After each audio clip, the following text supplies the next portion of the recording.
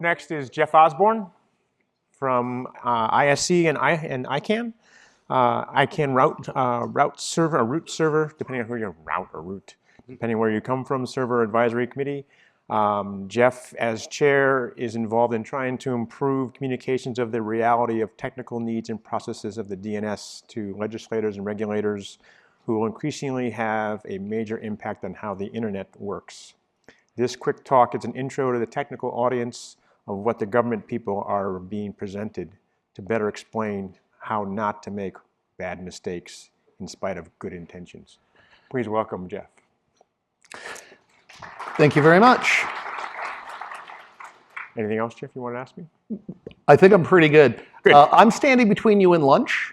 This was intended to be a lightning speech. I'm going to make it an elevator speech. So if you give me about 180 seconds, I promise we can get through this. The last two guys, who are so much smarter than me, it's intimidating, both had day jobs that were interesting and then were representing the organizations that they do on the side. So similarly, I'm the president of ISC. A lot of you are familiar with Bind and DHCP products that we make. We also run the froot server. But in my partial job, I'm the chair of the root server system advisory committee at ICANN.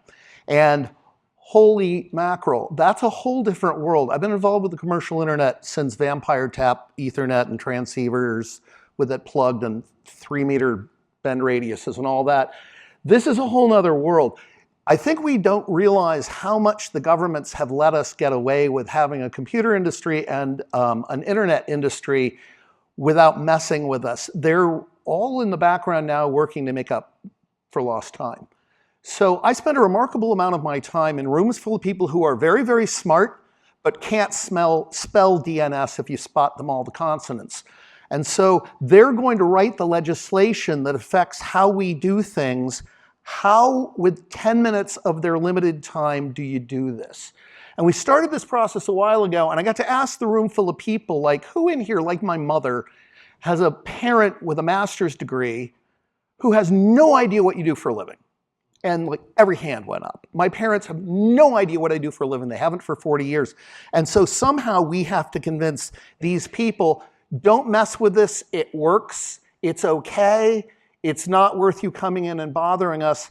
And what I have here is the 7-slide reduction of the 20 slides I'm going to give to 160 nation states in 2 weeks in Istanbul. Wish me luck. But you know what? We've got lunch coming, so I think you kind of get it. I just want you to all think about something, though. Think about the senator from Wisconsin sitting in a room and asking Hugh, why does AI harm my children? And him going, and he literally has to answer it because these idiots have the ability. That's so unfair. These people with special skills in areas other than the ones that we all share get to legislate our lives.